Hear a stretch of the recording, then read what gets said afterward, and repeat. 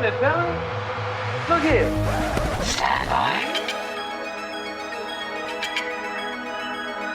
One for C-Lab, two for Draw Eagle, three for Wolverine to round out the trio. In this episode, everybody dies. Broadcasting live from inside the power band. This is the blah.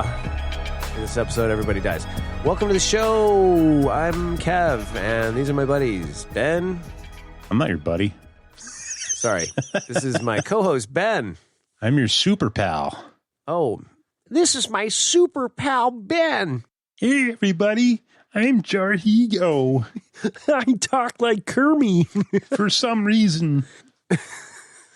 And our other super pal, Chad. What's up? Hey, everybody. Welcome to the show. And welcome again. This week, we're doing a wonderful 80s movie that everybody's going to love, I'm pretty sure. We all loved it. And it's called Back to School with Rodney Dangerfield. Downey Jr., Sally Kellerman, just Ned Beatty, dude. God, this movie's so great. So, anyway, let's dive right in, man. High level. Yeah, I haven't seen this movie in a long time, probably 15, 20 years. Come on, really? I don't know, 10 years anyways. And I enjoyed watching it. It was fun to watch an old school college boobie movie. The other genre. Yeah, there's like two things stuck out at me. The first thing is that it was a vehicle for Rodney Dangerfield's comedy, and I had forgotten that there's like a whole subgenre of, you know, these kind of movies at that time. So that was interesting. And then the second part was just how much Rodney Dangerfield is my actual dad. And oh boy, it kind of was delightful and freaky at the same time. My wife was like, "Yeah, no, that's definitely your father." So, Holy fuck. Your dad practically is Rodney Dangerfield. So there you go, folks. Show neutron bomb. Chad actually has two dads. I never thought about it. Wow. So, yo, don't forget your other dear old dad. That's what I mean. Sly and Rodney Dangerfield. Whoa. Oh, boy. Wow. I'm sorry that was so traumatic for you. Ben, how was your experience? Also, it has... Shut up! It's not a tumor. Jesus Christ. You son of a bitch. There's not a ton of high level here. I've seen this a shit ton of times. It's been a very long time. Never know how it's going to go with these 80s comedies. Famously, we kind of wish we had left Police Academy in the past. And I didn't do a shit ton of like laughing out loud. But I don't know. I was like happy inside. Like I enjoyed the watching. I definitely laughed at some of the belly flops. Like when a dive goes wrong, that's really funny, man. no doubt. Yeah, it is. There's just something about it. Not bad. Yeah, it's great. You know, it's got Jadzia Dax. It's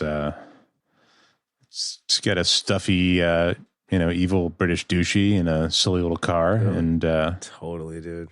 Annoying little British car. A British car is a soaring soul.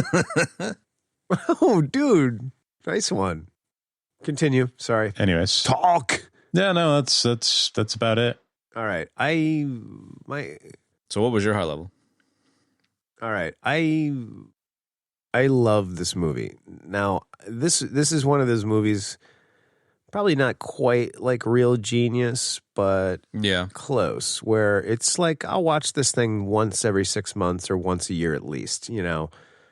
There's total comfort food factor, like Benny. I've seen it a shit ton of times. It was definitely a staple growing up, you know.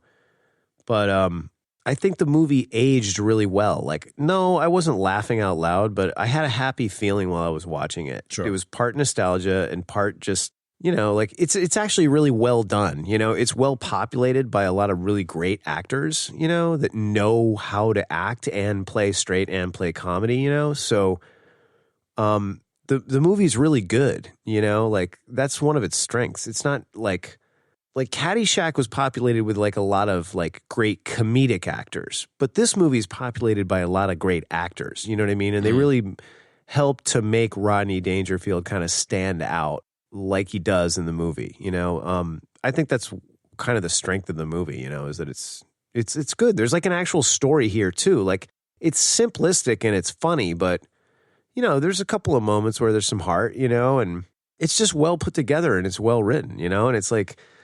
The fucking score is done by Danny Elfman, dude. Like, he's amazing. Yeah. You know? And this is like back when he was still doing Oingo Boingo, man. Like, the music is so memorable, the score. And I never put it together that it was his score music until recently, you know? Mm-hmm. But, like, you know, if you've listened to Danny Elfman, you know, you've heard the Simpsons theme 1,000 million times. Like, it's the same thing. It's like Elfman has a very, like, specific sound, you know? So. Did he do the Simpsons theme? Yeah. I didn't know that. Totally. That's cool. That's a nugget. Yeah, it's a nug. There you go. A little early snug. So, yeah, I really, really enjoyed it, man. Like, no, yeah, again, I wasn't laughing out loud, but like, there's just some great moments, you know, and it's like some great archetypal kind of 80s characters, you know, like Derek Lutz and Chaz, you know, and it's like it's so great to see Zabs in a movie. He's just so great, you know, as well as Downey Jr. and like everybody in it, you know, so just awesome. Evil British douchey with a stupid little British car. Dude, he was so British.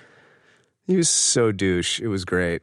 Anyway, yeah, that's my high level. I love this movie. It's great. I heard some dude. And again, like, I just want to like accentuate this. Like, it's aged well. Like, it's still humorous. Obviously, college isn't quite like that anymore. I'm sure it's all full of like crazy woke people and whatever, but you know, I don't know.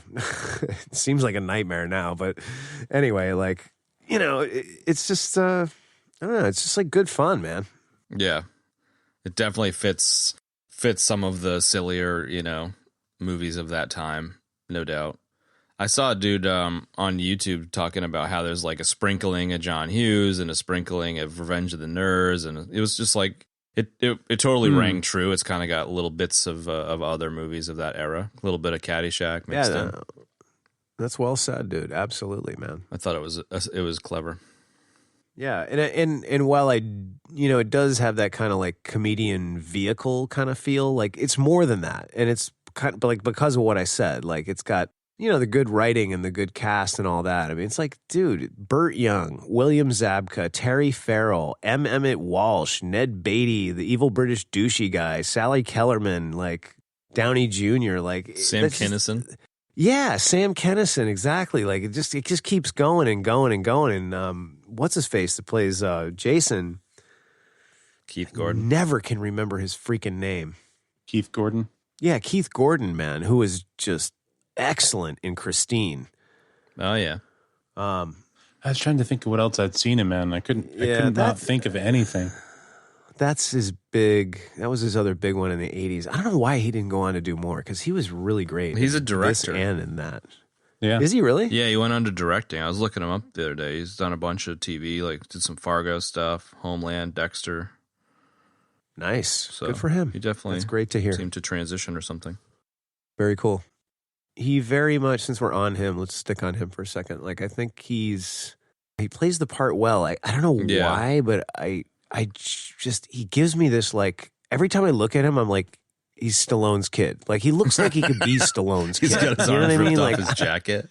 I don't know, like, his Stallone's kid who's like, brainy and like the diving team, Stallone's kid, not like Stallone's kid who's just like Stallone, right? Yeah. I don't know. Like it's a weird thing. I can't explain it, but I could see it. He kind of looks like him. Just the right amount of nerdy for this. Like, he kind of like, I think the nuance, if you could say such a thing to a movie like this, but the nuance of his character is that he was more of a fish out of water than he was the ugly duckling. Like, so often there's like the ugly duckling movies of this era where it's like a super nerdy girl takes off her glasses and all of a sudden she's fucking Elle McPherson, and then there's like Real Genius, where like this super turbo Sarah Jessica Parker looking turbo nerd makes friends, versus this guy who's just kind of like a little bit of a fish out of water. He just needs to find his feet, and then he does all right. You know, it kind of. I don't think this character would have done as well if he was like, you know. Did you say Sarah Jessica Parker looking turbo nerd? Yeah, that's what he looked like. So wait, you're saying that Keith Gordon looks like Sarah Jessica Parker? No, the dude from Real Genius Mitch looks like Sarah Jessica from Parker. Real Genius, yeah. We talked about it a bit in that episode. Kev. Yeah, I sent you guys a picture with the two of them side by side. Yeah, that's right. So Kent with the Dickie, totally. Go ahead, Chad. Well, I just think like maybe it's not worth digging into in great detail, but I do think it was a good choice to have him be just like the kid who hadn't found his feet at school yet, instead of like the turbo nerd who's, you know, going to make his first friend ever kind of thing. Like, I think it worked better. Couldn't agree more. It's perfect choice for this film. I also like that there wasn't a whole fucking frat thing where like he had to get into a frat, because like you could totally see how that would have become a huge part of this movie, and that was such a huge part of these college-y movies. And they so desperately needed to stay away from it, so it was better that the locus was on Dangerfield. See, like, I mean, again, this is proving my point, because the locus of the movie is really more Dangerfield and Jason, and then their relationship, right? Yeah, yeah. That's a good I mean, point. I'm not really stretching, because it's written well enough that all those elements are there. You know what I mean? And so, you know, we do get the conflict between the two of them. And that's what? Nothing. And that's what's great. You know what I mean? Yeah, totally. So, yeah, I'm so glad there was no, like, stupid frat shit. But I don't think they would have dared after Animal House, because Animal House came out, like, I don't know, probably 4 or 5 years before this. It's like, no, don't go there. Yeah. You know, but having the smatterings of, like, Hughes and Revenge of the Nerds, on the other hand, like, really smart. You know, it was little touches. But I it was a familiar, agree with you 100%, a familiar Chad. space. Yes, absolutely a familiar space. But I agree with you. Like, having Jason in particular, like, super important. Have him be, like, not a total dweebus, but, like, and not, like, the totally living in his dad's shadow, but he's, like, making his own way, you know? Yeah. And we see him do exactly and achieve exactly what he's trying to achieve, which is cool, which is very different than his dad, which is great. Yeah. And Downey Jr. is kind of the dweeby weirdo who's the comic relief instead of the main character. Yes, absolutely. Is he ever? Oh man, Derek Lutz, great character. I liked him. I liked especially how he was the total nerd, kind of, you know, coffee shop fucking weirdo, but then he would stand up to people. I like that. Yes. You know, he would just get up in Karate Kid dude's face and be like, "Fuck you, bro." Totally. I totally forgot Will Zabka was in this. Yeah, me too. Me too. I still haven't seen the Cobra Kai stuff. I've heard it's really good. Gotta watch it, bro. Yeah. It's so good. We gotta stop saying bro. Bro. I think I started saying bro like... Is that a death now? It probably.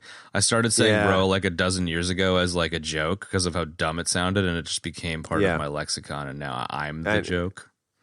I know you've referenced this exact scenario like 5 times with various different things.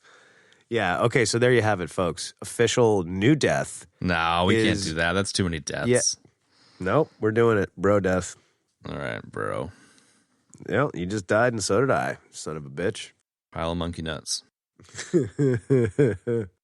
Dude, Burt Young is the fucking man. Hey, what was the Paulie thing that we had going with the Rocky episode? Do you guys remember that? I don't remember where we went with him in that. I don't know, but I will say this is somewhat related, is that I just, like, lately I've been walking around and people will say certain things and I'll go, "Now you say doo-doo." Jesus. I love it. You say doo-doo. I love how committed you are to making yourself laugh and everyone else confused. Yeah, it's awesome, man. I think Burt Young is just like the best chauffeur sidekick bodyguard casting ever in the world. It was perfect. He crushes that napkin holder in the fucking bar. It's just like, yeah, I'm kind of intimidated and kind of think it's funny. Love it. I thought that was great. It's like anybody could do that, but just the way he does it is so badass. So good. It's so good. I know that we kind of Seagal'd out with, was it Seagal that had cold cuts in his pocket or Paulie? I think it might have been Paulie, but for whatever reason, I just think that Burt Young would have cold cuts in his pockets. Like, he just looks like that kind of guy. Definitely, dude.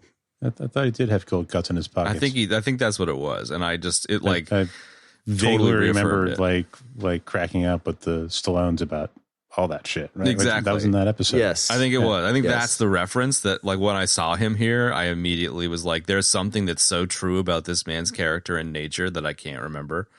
And it's that he has cold cuts in his pockets. That's Burt Young's inspiration for every role. He's just like, it's how he ends up being so believable. He like squeezes the bologna in his pocket and he's able to just like focus. Hey, you gotta squeeze the bologna sometimes.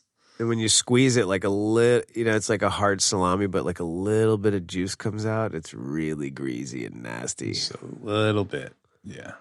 Good Just a little times. bit. Yeah, no, I think that Burt Young was great as Lou, because he's not just like a, waiting around to kick ass. Like, he's like an integral part of Thornton. Like he's kind of part of Thornton, in a lot of ways. Like, he looks out for him and all that, but like, he lays it out and tells it like it is too. He's like his buddy as well, confidant, whatever. So I think that. Go ahead. I was just gonna say I like the little heart to heart he has with Jason. Where he's like, I got 2 kids. I put one through college. I put the other through a fucking wall.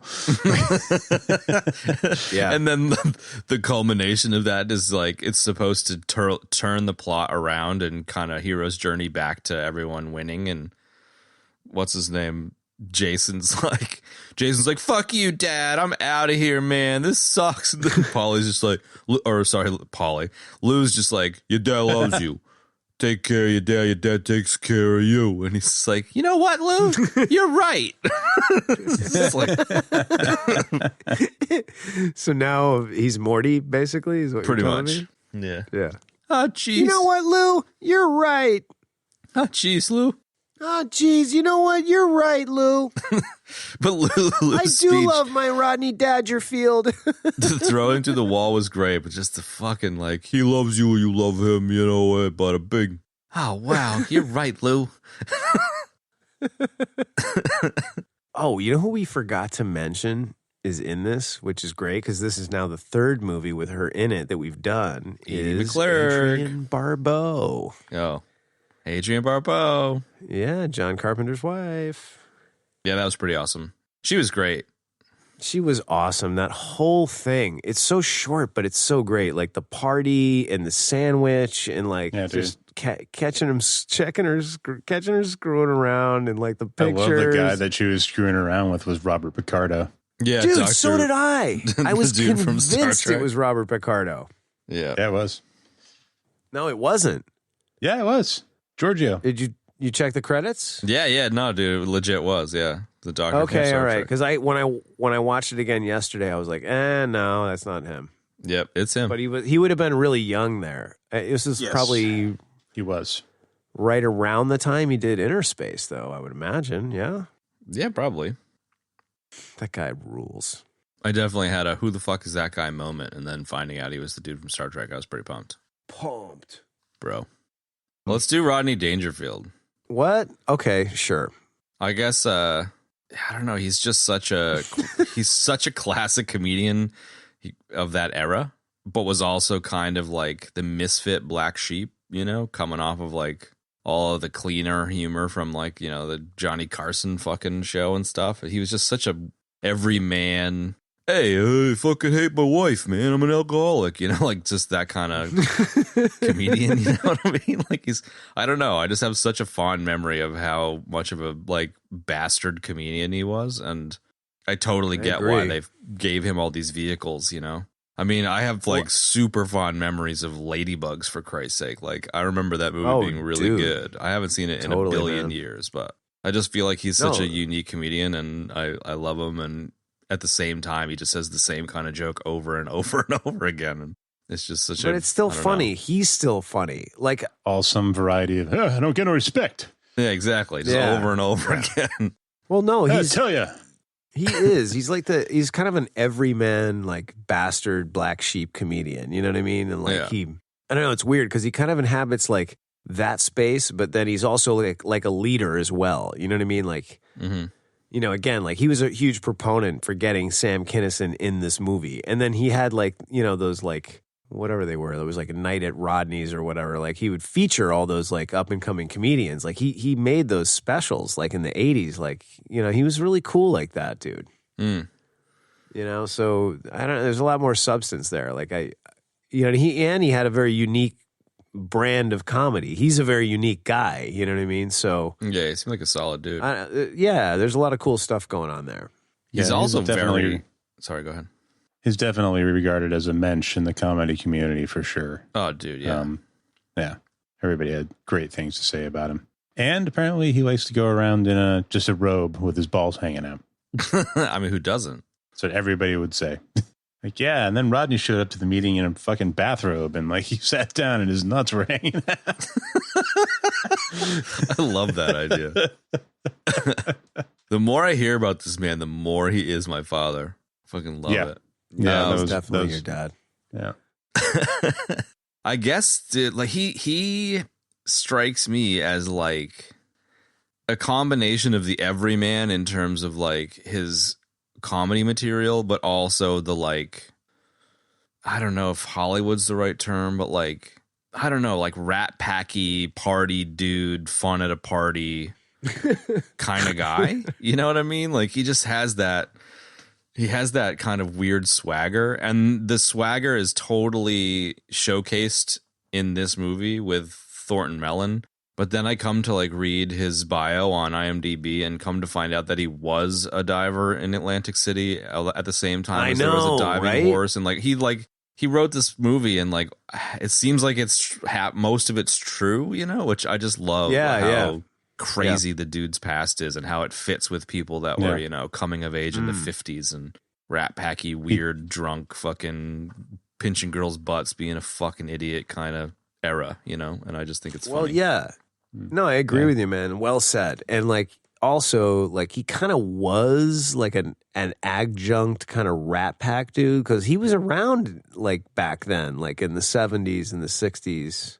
It wouldn't surprise, yeah. You know what I mean? Like he was around for a while. Like all the shows like Carson and shit. So he would have been buddies with all those dudes. Well, exactly. Like he was like 40 or 50 when he shot this. Yeah, right. You know what I mean? So I don't know. It was just delightful Carson, to see him again. Yeah, it was. I mean, he's just, I don't know. He just makes you smile. He's a funny guy, you know. But I don't know. There's a certain energy about him, man. It's really magnetic and really cool, you know? Not many people can show up to a board meeting with their balls hanging out, to Benny's point, and get away with it. So, yeah, he definitely had something special. Yeah, and like, you know, just the whole what of like the movie, like it's, you know, it's not just him like riffing lines the whole time. You know what I mean? Like he's playing the character, you know, and there's something very real about that. You know, and there's something very endearing about that as well. And that's, I think, what I'm talking about with that magnetic quality, you know? And it's just plausible enough. Like, he's just weird and douchey and, hey, come sit in my lap, girls, you know? Like, enough that, like, the college kids would think it's funny, you know? Like, the college kids, boys, the young, like, the 19-year-old guys and girls would be like, your dad's fucking hilarious. As opposed to them being like, your dad's a total fucking creeper, you know what I mean? Like, yeah, right. It's a fine line, especially these days. He walks it really well. Hey, I have a pen. Here's another pen. Hey. It's like, all right, this is weird. Totally into it. It's just him. Like, he's like the techno Viking in that way. He kind of is. He's just walking. He's just doing his thing. He's just moving forward through reality. And like the world is in orbit with him. Or reacting to him, you know what I mean? Like, that's it. I'm at a bit of a loss. It's not a whole lot to say. Well, I mean, Benny, what about you? Any thoughts on Dangerfield that we haven't espoused? I just stepped away. While you were going, Chad, I would have added that, instead of like a big and tall, the owner of a big and tall clothing establishment, he was like actually a an aluminum siding salesman. Totally. Yes. I love I that. could just totally picture him like, you got to get aluminum. Look, once you put this stuff up, you'll never have to take it back down. Totally, man. I could just picture him in that role, like selling the fuck out of aluminum siding in like Jersey or some shit. God, I'd love it. It's Absolutely. very. Yeah, you lease it for $1.25, $1.50 a square foot. It reminds me of like the old Arnie stories about him and his weightlifting buddies owning a bricklaying company. Like it's just some of the shit you hear about these people is fucking amazing and hilarious and makes so much sense. Laying bricks and mopping. Yeah. And then just to tag some random shit on, I guess, because it doesn't really fit in, but it sort of does. Just like listening to various podcasts, like you hear some funny stories, like relating to, especially when, comedians are up, relating to, Rodney back in the day. One of them was the first time he met Norm on the set of Saturday Night Live. He's like, kid, I tell you, this TV stuff, it sucks. It's shit. It's nothing but waiting around. Same thing with movies. Just always waiting around. It's shit. The best thing is stand-up. And then apparently there was like a long, awkward pause, and he looked him in the eye and said, stand-up is shit.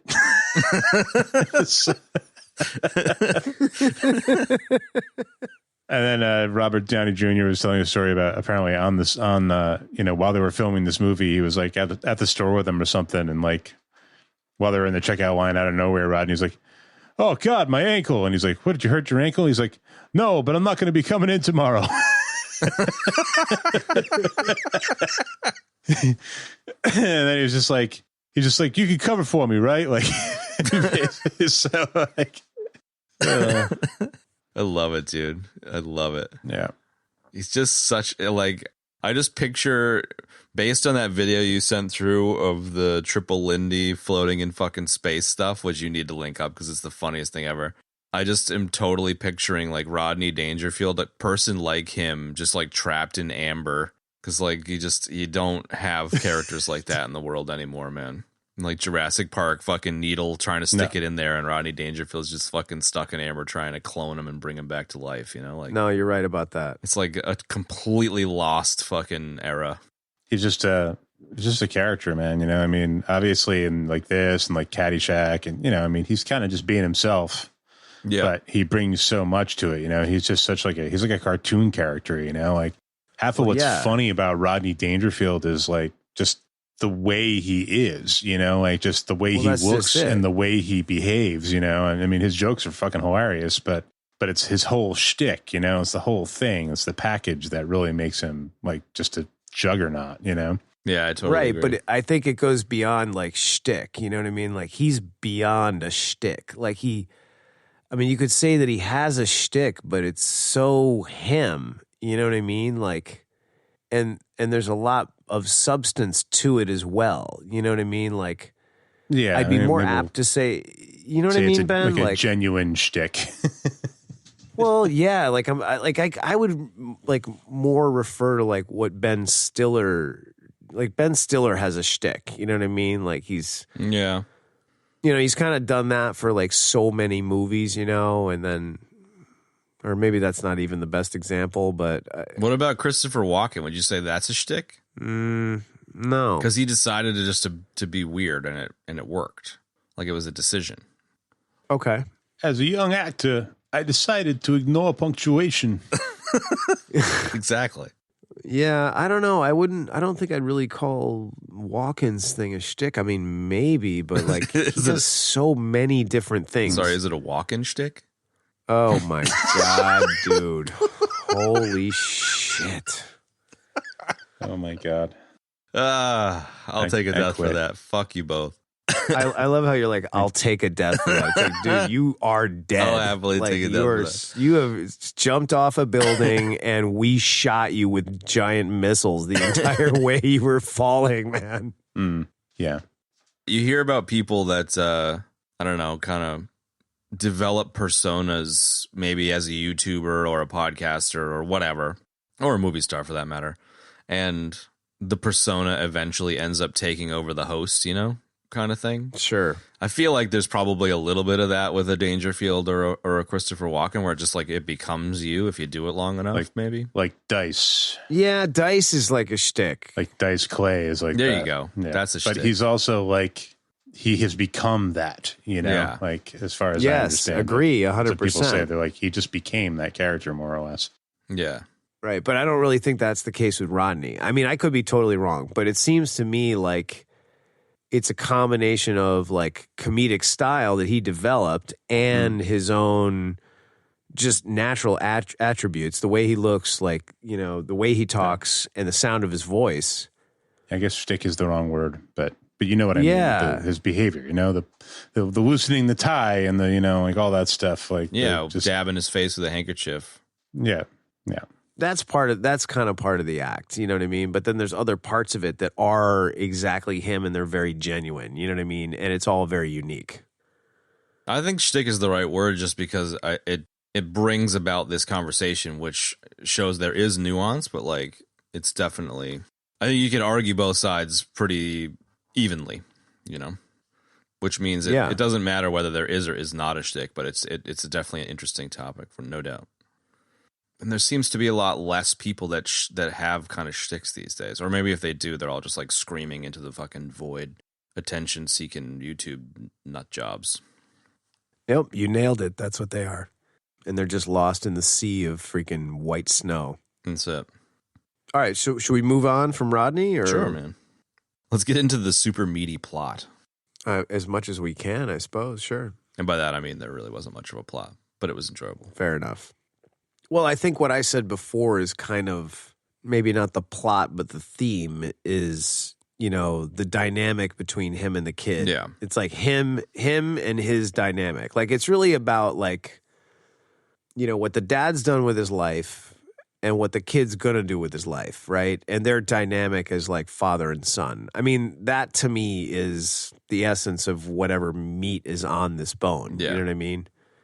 But it at least is something, and it is a core that kind of drives everything else in the movie. And I think that's what makes that's the killer combo of this movie, is that it does have that bit of substance to it. So it's, whereas like Animal House is just like total irreverence, you know what I mean? Or like a lame version of the school movie, like a Porky's. Like it's just there's no point to it. It's just a boobie movie. Yeah, exactly. Like Revenge of the Nerds is like, okay, the little guy's triumphing, I get that, Yeah, but David it's Goliath. also very like the writing, the character development is thinner in the writing. It's really done more by the actors, and it's, you know what I mean? Like, whereas this, it's like, the writing's actually pretty good, and like they really attempt to do some decent scenes in here, as well as some funny stuff too. I don't know. Yeah, no. Yeah, definitely. As an adult, I think I hadn't considered that. It's pretty, obvious in hindsight, but I hadn't considered the father-son kind of core of the movie beyond just experiencing the movie. And I think most of that is because I have only ever really experienced this movie as a kid, or like a young 20-year-old, versus nowadays where Fair I feel enough. like you identify more with the father who wants the best for his kid, even though my kid's like a Yes. toddler. Like I still I kind of connect more with that dynamic than with the like, as a teenager. I don't know about you guys, but as a teenager, when you're watching this, like it was like I want to be at that party. You're just like, ha ha ha, this is funny, that looks like fun. Like you're not thinking much beyond just the like, I don't know. No. Colleginess of it. So I definitely Yeah, think no. that That's you exactly make a what I good thought point when I with used to the, watch it. The bones of it are the relationship. Yeah, exactly. You know what I mean? And like all the characters, like a lot of the characters kind of, help bolster that theme. So like there is something here, I guess is just what I'm trying to say. Mm-hmm. It's not just like, fucking mental masturbation. But it's also Dangerfield and Sally Kellerman, whatever her name is, Diane. Like, I think maybe in particular that dinner scene where he's just like, yeah, I was married and it was great and she died and then I married this fuckhead and, Like, it's very Rodney Dangerfield. Like, he's dropping one-liners and stuff, but there's something genuine about that scene for sure, you know? Exactly, man. I'm so glad you brought that up. Yes. Mm-hmm. Like, You're right. I love the two of their dynamic. No, it's a great dynamic. And it's not, again, like, not just about the sex. Like, he's, like, those elements are there, but it's there as like a, you know, sort of like a condiment or like a side dish, you know? It's like there's something real there, you know? And like when he's sitting there, just like you said, talking about, you know, Jason's mom, man, I really loved her. She was fantastic, you know, and all this. And then she died, you know? Like, I mean, it's more real, you know? Mm. And then he switches to Vanessa, and then it gets very humorous, you know? Like, I don't know. It's a lot of the dialogue between the two of them is like that, you know, which is great. You know, like her talking about like the literary stuff. Like, it's not like, it's just, she's just goofing and joking the whole time. Like, I mean, she's really laying it out. And I mean, like, that's sort of what makes a good comedy is when like you just play it straight and just let the jokes land where they're supposed to land. You know what I mean? Yeah. And she's quite a woman. She's Sally super Kellerman. charismatic. Yeah, really. And then some, and gorgeous and all that. What else? What about, well, okay, since we're talking about Kellerman, we got to talk about Evil British Douchey. Dude, he played that to a T. Oh my God, dude. The guy is just awesome. You fucking hated him by the end of it. Oh, I just want my an God, alien he's to bite just, his face off. Yes, everything he does. Just, it's like the car, the constant rubbing the car, like the outfits, like, it's just great. He'd be a perfect. I just love how lost puppy he was. He was Lost Puppy, but he was also like he would have been like a perfect like evil British villain in like a kid's story too. You know, Sure, like Paddington Bear or something. Yeah. What? I don't know. I'm just making it up. Like Paddington Bear. That's what you're really watching all these weeks. Yeah. You know, I don't know. He's just great. Great voice too. Like what, for instance? Yeah, his little bit with Edie McClurg is great. Oh, definitely, man. dude.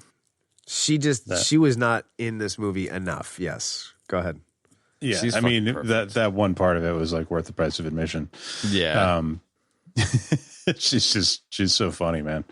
She's just great. Like, I mean, she's always kind of that character, but she's just great and everything. And like just that interaction between her and Philip was it's just so good.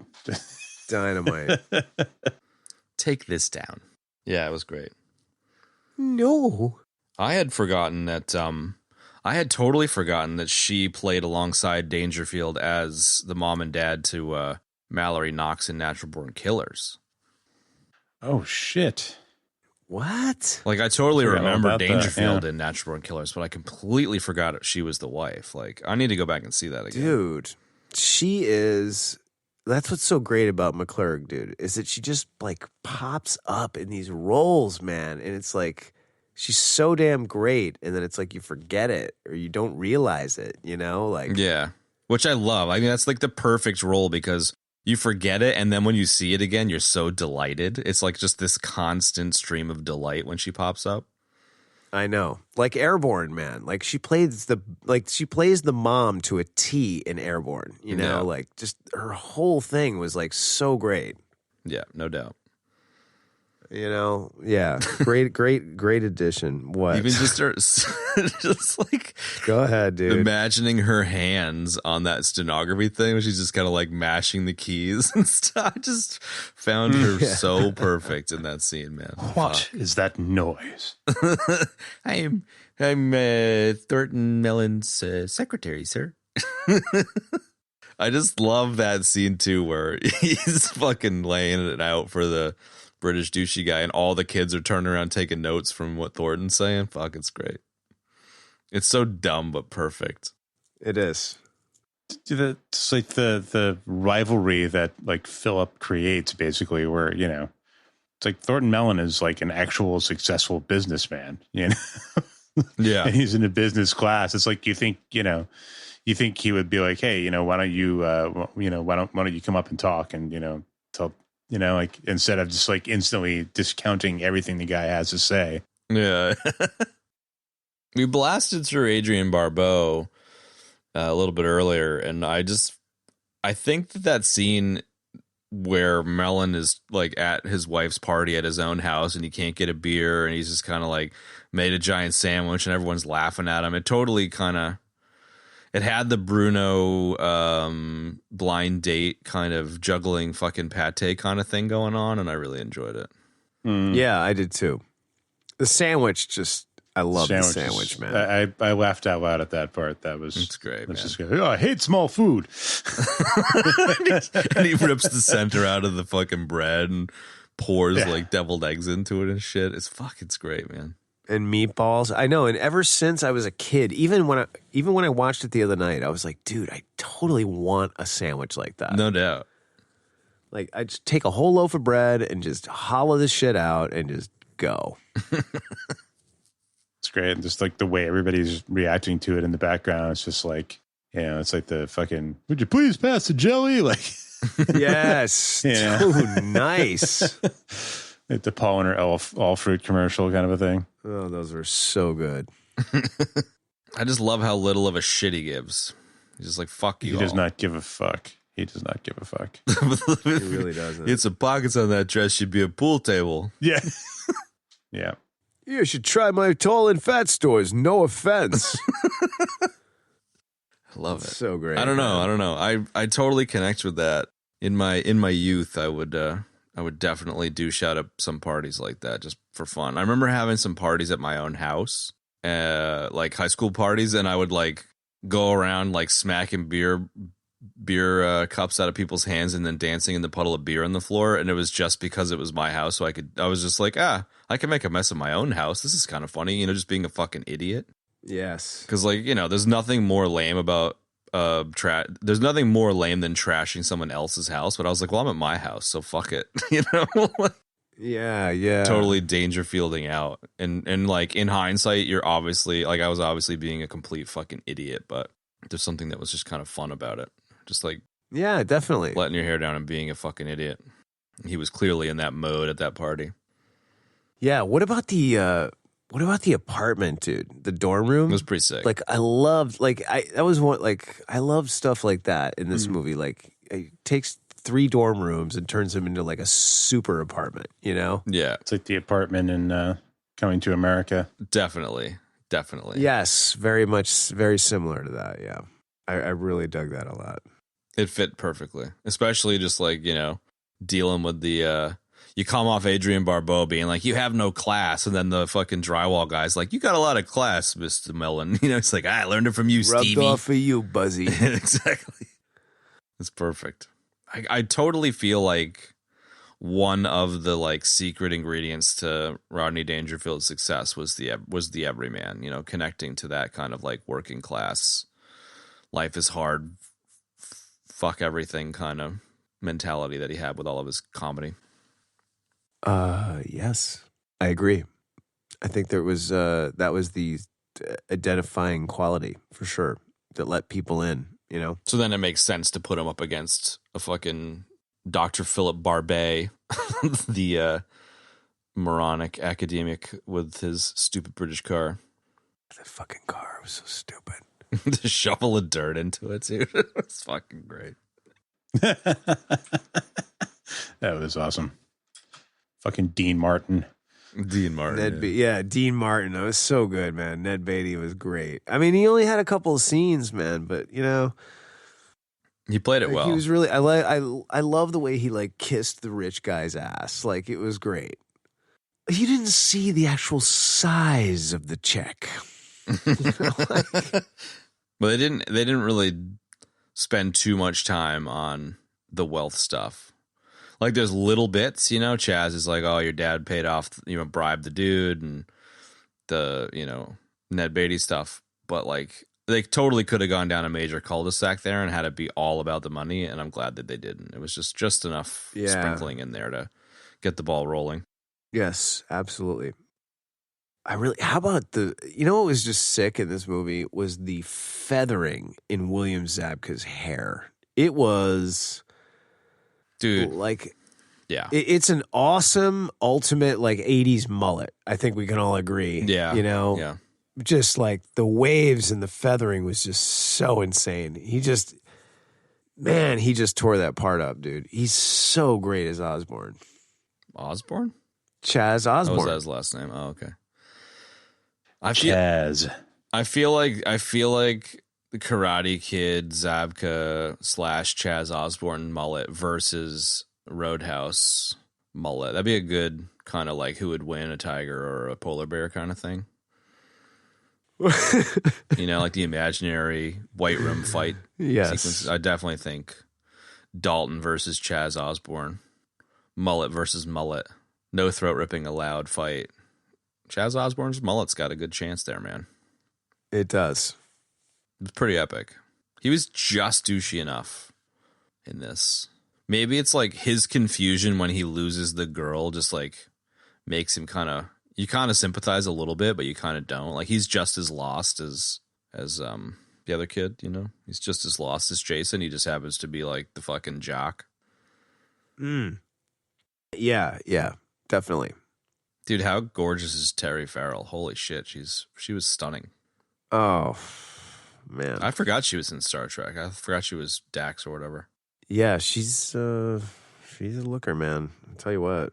She's great. She's really tall, too. She had a lot of charisma.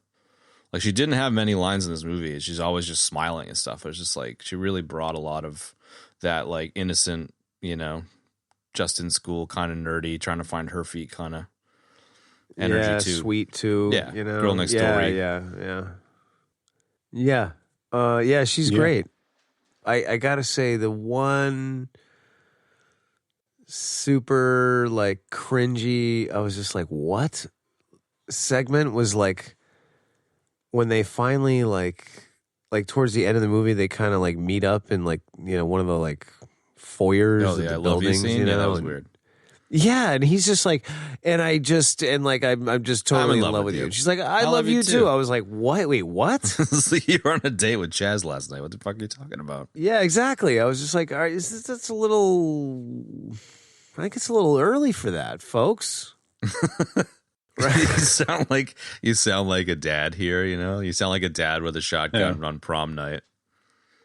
Yeah, sure, but it was. I mean, come on. It felt out of place and awkward. Mm-hmm. I don't know.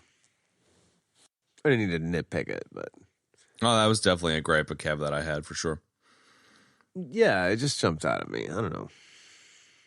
Yeah, I mean, I don't think it's super out of place for that type of movie, though. Yeah. I feel like it's kind of tropey, and it's the thing that happens. But yeah, definitely. Like, whoa, you're just going for it, ain't you, dude? Fuck. Yeah, I was like, hey, let's dump our purses out on the table. Who fucking does that? I mean, nobody, because it doesn't work. Exactly. If you ever want to blow a relationship up that early, that's how you do it. Yeah. If you ever want to completely guarantee it doesn't turn into a relationship, that's how you do it. That's how you do it. I feel like the difference there, it's subtle because it's just exactly the same scene, right? In a movie only, not in real life. But that exact same scene where he's like, I love you, and then she just kisses him and doesn't say I love you too. Like, that would have been fine. Yes. But it's just her being like, I love you too. It's just like, what are you talking about? No, you don't. But I guess it was. I guess it kind of fit because it was kind of awkward, like you are when you're that age. So I don't know. I guess so. Yeah, but I mean, clearly they weren't like. What did they talk like 2 or 3 times before that in the movie? Like, barely. It's like, whoa. I think it's more like, hey, would you like to grab lunch sometime? Let's go hang out. Like, that's it. That's where you're at. What's an Oort cloud? Yeah. Well, actually, it's a scientist who saw that the parsecs of the celestial. Okay. You want to go to lunch? Yeah, it was, I don't know. It was puppy love for sure, but. Paper or plastic? Yeah, the nerd gets the girl. Makes all nerds in the world of the 80s feel good. So they did it. Yeah, definitely, dude. He was definitely, definitely an outsider for sure. So, yeah, good times, man. I mean, I don't know. Yeah, exactly. Like the night before, they were at the barbarian party, and then the next day they're like, "I love you." What happened to the middle, dude? What happened to eating crappy food for lunch at the cafeteria together? Nah, he handed her the note that was like, "I love you. Do you love me? Tick what you think," with the little yes no checkbox. Check which one. Emmett Walsh, Coach Turnbull. That was cool. I like the diving elements here. Same. I just love that guy. I have always loved him. He played Dr. Jellyfinger in Fletch. He played the captain in Blade Runner. He's been in a zillion freaking movies. Guy is great. Very unique. Actually lives in like northern Vermont, like above Burlington. Oh, yeah. Yeah, I don't know why. I just found that out one time. I was like, God, that's really You hang out in front of his house. Yeah, I was hanging out in front of his house. Yeah. It's about as weird as like Brian Dennhey living like, 2 doors down from Ben in Brooklyn, dude. There you go. Yeah, he's great, like man. Random, I just enjoyed how real him and Thornton's relationship were, where Thornton's just like, "Hey, how you doing?" He's like, "Yeah, how you doing?" Yeah, watching kids jump off of fucking platforms. "Yeah, I used to do that." "Yeah, me too. Well, let's be buddies." "Okay, cool." Like they're just like, dudes shooting the shit. It's great. Yeah, that was good. The diving, like it's shoehorned in, but the whole Triple Indy diving save thing is just such a delightful, random part of this movie. Definitely. I used to do competitive diving when I was a kid for a little while. Did you? So, yeah, I did. Yeah, M did as well. Yeah, I never did off like, I never did diving platform stuff, like certainly not that high, but I definitely did it. It was, I don't know, it was fun and interesting and weird, and different. I picture you doing it with rollerblades on. That is how I did it, actually. Yeah. I was trying to make everything extreme, dude, since day one. Yeah. Yeah, I came out of the womb with those rollerblades on, man. That would have fucking hurt. Extreme. Holy shit. I know. It probably did, but my mom's cool. Well, they were really small rollerblades. I mean, That's fair. Exactly. Bits and bobs? Yeah. Let's do bits and bobs. So, anybody start it off. Sam Kinison. We talked about him briefly. I love seeing Sam but Kinison. great I scene. forgot he was in it.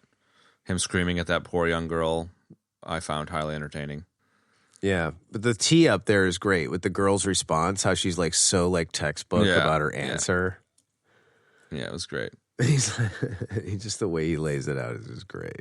I guess they were Bob Saget was supposed to play that role. Really? Yeah, but they were like, I don't know if he'd pull it off, and then Dangerfield got Kinison in there. Recently lost Bob Saget. R.I.P., bro. I cannot believe that we lost him, man. It sucks. that's a bummer. It is. Get those concussions checked out. That's it, man. It's crazy. Yeah. I watched like a 30 or 40 minute thing with him. He was like, I think he was maybe on a podcast. I don't even know if it was video, but it was him talking about Norm and just being like all, like right after Norm passed and him being sad and telling stories and just being like, man, he's a good dude. And like fucking 2 months later, not even. It's crazy, man. For real. Yeah. It is. But yeah, Sam Kinison. Okay, so go ahead, man. Whatever. You know what? Never mind. But because it has nothing to do with this movie. It's just another story Fair enough. About him. Okay, bits and bobs. What else do I really like? Shitty bar fight was pretty good. Dude, the bar fight was awesome, man. It was so bad. It was good. It was. It really was. It was so bad it was good. Like, there's a lot of, like... I watched this on Prime. Like, I rented it. And it was, like... They kept having, like, there were, like, little discontinuity notes. What do you mean? Throughout the movie, like just talking about how it was like general trivia, but it was like, in this scene, you can see that like, the guy gets thrown into the table and he's wearing different clothes. Like, there's like a lot of like shit like that. The X-ray feature. Yeah. X-ray feature. Yes. So there's a lot of stuff like that. I like the bar fight, dude. And, like, again, it's a great example of like, let's like, being like, yeah, fuck you, whatever. Yeah. And Burt Young, like, picking a dude up and then spending 5 minutes walking across the room to throw him into the jukebox. I love that. Yeah, that was great. Yeah, the bar fight was good. And the band, you know. Dude, the band. I love. Did you pick up on, just like Murderface was in the Blind Date band, did you guys pick up on I think it was the drummer for this band for like 2 seconds looked exactly like Bruce Willis. And I kind of want Bruno to be in that band. Wow, that's pretty sweet. It's like, I didn't pick up on that. I do like that. The band was doing like a very 80s thing where they were playing like an old, like great 60s track. Yep. And they were kind of 80s-ifying it. You know what I mean? Mm-hmm. Like that seemed to be a thing I felt like in the 80s and the 90s. It was great. Well, not to mention Twist and Shout was also in Ferris Bueller, which came out a few weeks later. Day off. Yeah. Yeah, that's true. Wow, you're right. Not the Rodney Dangerfield version. No. Right. But yeah. I got to say, that was the one part in the movie that kind of made me cringe a little bit, was Rodney singing. Yeah, fair enough. Like, ooh, bad Ripping his call. shirt off. Ooh. Ouch. See what you're going for here, but it ain't working. The I like it. Kurt Vonnegut bit was funny. Yeah, that was pretty funny. Yeah. Fuck me, fuck Yeah, you. when he's on the phone with him. Yeah. Yeah. Exactly. Did you catch what he says at the end of the phone call? Yeah, he was talking about another author. I guess it was his buddy. Yeah, Robert Ludlum, who wrote the Bourne movies. There you or go. the Bourne books, rather. That's funny. But here, I'll drop a little nuggie right here. Apparently, Robert Ludlum was Dangerfield's like actual neighbor, Yeah, right. and that's why he said him. That's great. I definitely dig the party's great with Oingo Boingo, but like I love the Jason Mellon, like, you know, I got a saggy diaper with the glasses on, drinking the beer, you know, like, I don't know. I just love that whole thing. Oh, when he's got And I loved it when he totally just clocks Osborne. That's great. Yeah. Gets his comeuppance. Good stuff. I love that they cleared out the, admissions by putting a Bruce Springsteen sign. That was fucking great, dude. Brilliant. Like, man. wow. Really? Bruce Springsteen would have cleared him out, huh? How the times have changed. Right. I know, right? Burt Young. I don't know, kid. All I know is I'm supposed to pick him up here. It's fucking perfect. All right, what else? Dude, what about fucking Severn Darden showing up in this? Oh, I know, right? I was like, holy shit, it's like the same character from Real Genius, pretty much. It is. I love how the guy, like, he sounds British, but he's not British. Always remember to check your references. Check your references. Put another tape in and observe the animals. Yeah, that was a bit of a random shot sequence with the monkeys eating pizza. Now, don't worry about it. We're just taking a break. Darden. The academic decathlon kind of shit. That was kind of Yeah. fucking random. I only have great. one question in 27 parts. Such a fuckhead. Such a prick. I like how you didn't hear Rodney Dangerfield like give a really eloquent answer. He just at the end he's like, "Oh, 4? 4. Yep, correct." Yeah, all the like montage of Rodney cramming for that test was pretty funny. A whole lot of Oh, the force massage feeding him table. coffee while he's in a cold shower and like holding the book for him and shit. It's Yeah. classic. Yeah. Here's one thing that I love is the opening to this movie is really, really great. Like they really put some energy into it. You know, it's The black and white bit.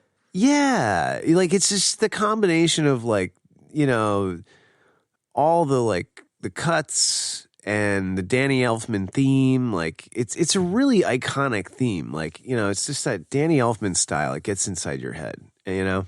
Dun dun dun dun dun dun dun dun dun dun dun dun dun. You know, it's just great, man. I really, really like it. It really sets the stage. It tells a lot of, you know, story in that opening as well, which is great. I just really enjoy it a lot. I'd totally forgotten about the weird, black and white tenement district fucking Taylor stuff. It sets it up Wait, what? well, though. You know, Yeah. It sets it up well. When I think if you didn't have that opening scene where Thornton getting yelled at by his dad for getting bad grades, it wouldn't have carried as much when Thornton's like confronting Jason at first about quitting school. Like, it definitely made a difference. Yeah, no doubt. I can't really think of anything else. Maybe the only other thing I'd say, though, is what's her name? Sally Kellerman, Dr. Diane Turner. I don't know if it was like a little bit of a disservice to Dr. Diane Turner, but I just loved how she was just like, no, I can't go out to dinner with you. I kind of have a boyfriend. And then she's like, oh, fine, I'll cancel. We'll have dinner. Oh, I'll walk by my boyfriend and bring you into my house. You know, it's just like, Yeah, that okay. was just It's fucking cold. Stone cold, dude. Oh, hi, Philip. And I love like, well, yeah, her whole reaction. Yeah. Oh, Philip, I just ate, and she just walks away. It's like, Like, so all right. great. It was kind of funny. I think we should have a joint venture partnership and merge our lives. A merge. A merger of sorts. It was funny, man. All right, nugs. Nugs. The only I think we both sprinkled a couple nugs. I saw a really, really random nug, which was Rodney Dangerfield was the first celebrity to get a website, rodney.com, in 1995, which I want to believe, and I think Really? it's amazing. Wow. It's not really related to the movie, but that's good. No, it's kind of, I don't know. It's just kind of like internet lore. Of course, Rodney Dangerfield was the first person with a website. It lines up perfectly with Ben's sharing of that amazing video that's on the actual Rodney Dangerfield account. It's not some fan thing. A nugget that I had was I'll start with the black and white opening, right? So in the black and white montage opening, there's a picture of Rodney Dangerfield playing golf that is just a black and white photo, a still from him in Caddyshack. That's what I thought that might have been the case. Right? It's good stuff. That was cool, actually. All that photo, like Photoshop before there was Photoshop. So fake looking, but kind of fit. Yes, most of those it was photos. definitely phony. It looked a little phony, but it was good. What else? Any more nuggets?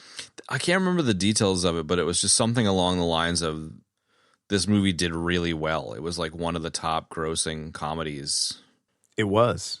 at the time, which is interesting. I just wouldn't have expected it to be as big of a hit, maybe, but like it feels more like a cult classic than like a big hit at the time. Yes. It's not really a nugget, but you get the point. No, it's not really a nugget, but yeah, that's all I got. Deaths? All right, so deaths. I was really hoping for a big deaths, but I guess I was aiming a little too high considering this film, or the subject matter rather. We only had a few. Chad, you had that great, terrible Karl Marx Pre-game death that no one will hear. Yeah, no, you got to keep that in there, man. I don't have it. Oh, that's right. Ooh. Yeah, well, there you go. The Lost Death. The lost Karl Marx death. There you go. And then we have a brand new death this week, which is the bro death, because we're all saying bro too much. And by we, I mean me and Chad. Mm-hmm. And then I had a bro death. And Come then on, bro. Chad had a bro death. Come on, bro. And then Chad had that, what? What, bro? And Chad had the Walken shtick. That was so bad. That was awesome. And then I had the Star Trek's Peeps death. That was it. Wasn't that an homage to your buddies? Didn't he have a hiking stick called the walking stick or something? Was that something else? No. He made he named his walking stick Michael Caine. Oh, yeah. Oh, speaking of which, dude, how fucking hilarious was Rage Against the Dying of the Light by Rodney Dangerfield? I just pictured Michael Caine in Interstellar half the time, and it was cracking me up. Yes, that was great. Any other deaths? All right, ratings. Ratings. Ratings. I'll go first because I have no idea. This is like a perfect example of a movie that doesn't work with the algo. Because I think it's a good movie. I think it's like a great nostalgia romp. Yeah. But currently the borderline of a good movie for me here now versus a borderline movie is Indiana Jones and the Temple of Doom.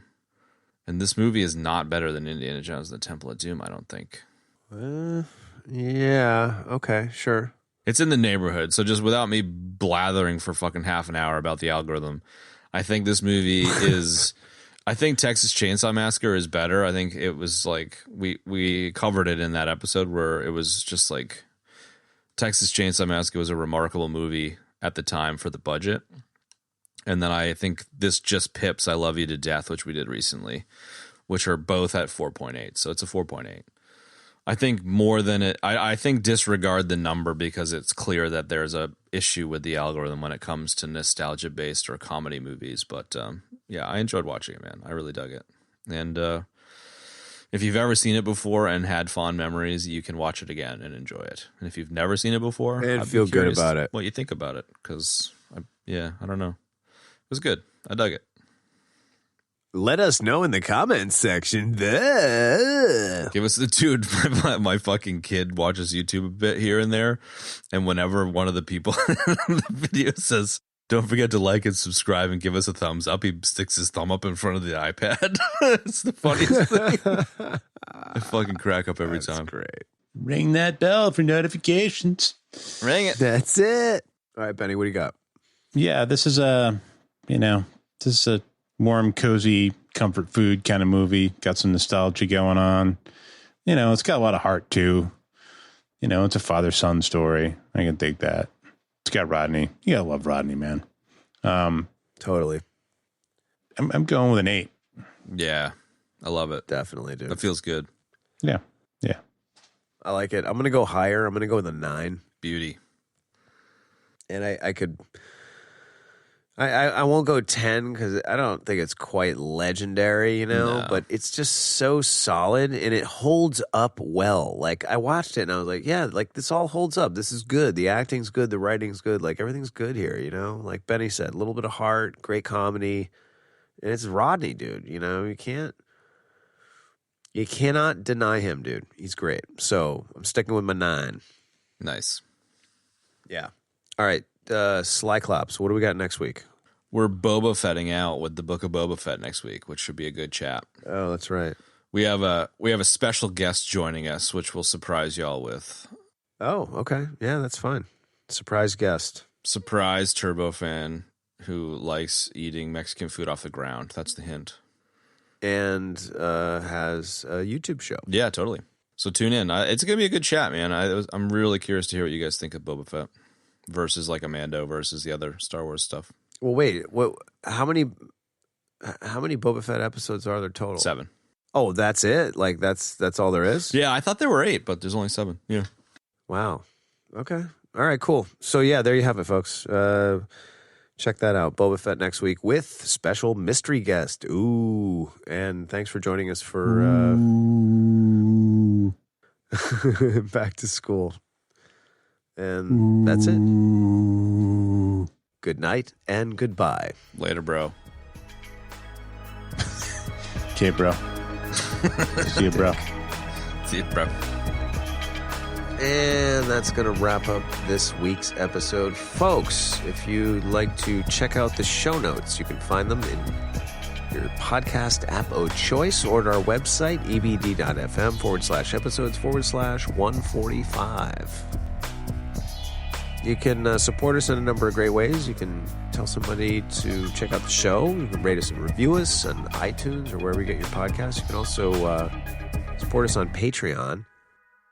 Also, check us out on social. We use the handle @EBD Podcast everywhere. So follow us, like us, smash the button, blah, blah, blah. Anyway, thanks for joining us for Back to School. Hope you enjoyed, and we'll see you next week for special guest Book of Boba Fett. Yo, laters! Bro.